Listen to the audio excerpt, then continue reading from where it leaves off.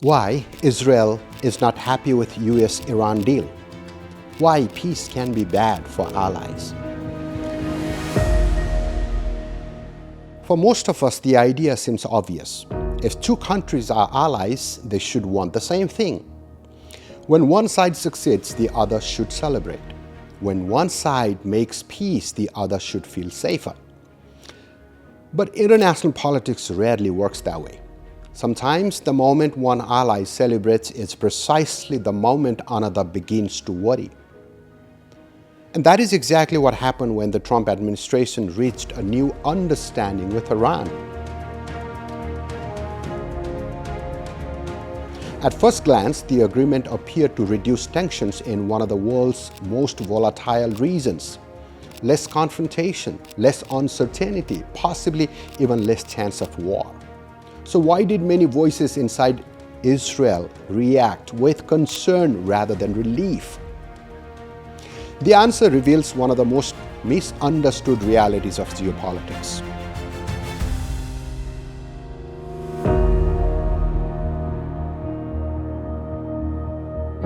Countries do not build alliances because they share identical goals.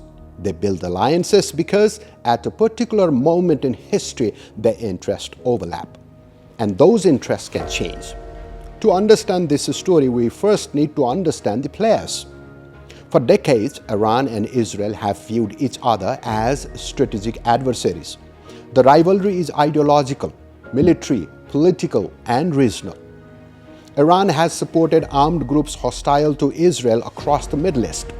Israel, in turn, has consistently argued that preventing Iran from expanding its military capabilities is essential for its own survival. Meanwhile, the United States has maintained close partnerships with Israel while also trying at various moments to negotiate with Iran. Those two objectives are not always compatible because diplomacy often requires compromise. And compromise can look very different depending on where you are standing.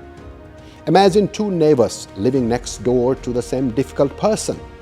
One lives thousands of miles away and occasionally visits. The other one shares a fence every single day.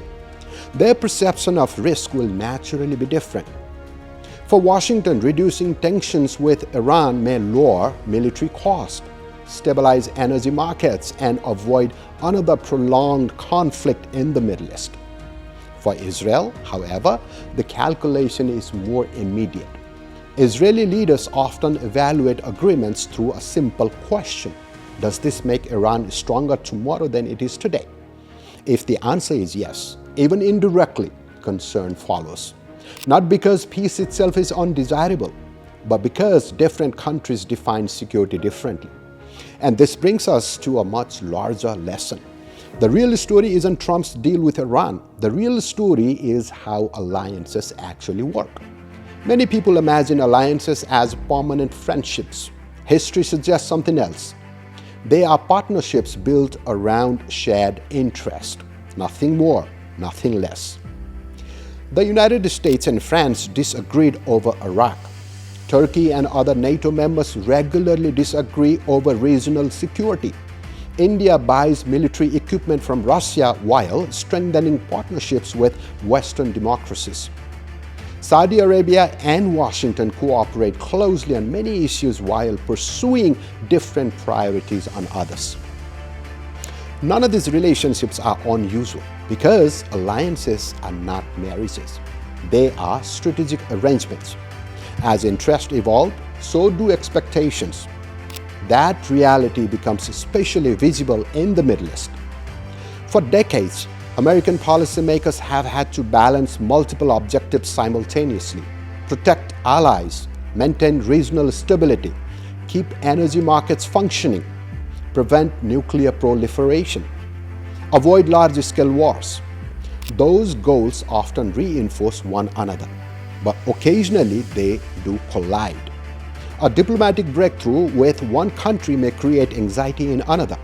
An agreement designed to reduce conflict can unintentionally alter the regional balance of power. Every decision produces second-order consequences. and those consequences rarely affect every actor equally. This is one of the reasons geopolitics is so difficult. There are no perfect solutions, only trade-offs. Every government asks the same question, not what is fair, but what best protects our national interest. That calculation shapes everything from military alliances to trade agreements. It influences sanctions, defense spending, technology partnerships, even humanitarian decisions. When viewed through that lens, disagreement between allies becomes less surprising. In fact, it becomes inevitable. There is another dimension often overlooked.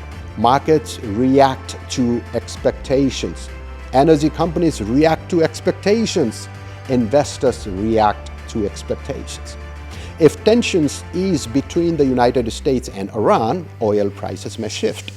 Shipping routes may become more predictable. Insurance costs can change. Regional investment decisions may change.